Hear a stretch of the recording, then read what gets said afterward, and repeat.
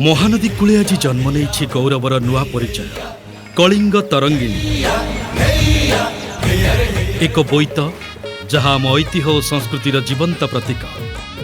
एही तरंगिणी नहीं आम माटीर गाथा को नुआ पीढ़ी पाखकू नुआ स्वप्नर दिगकू। कटक जिला प्रशासन और मान्यवर जिलापाल महोदय दृढ़ प्रयास एही बोईत आज है वास्तव। प्राचीन संस्कृति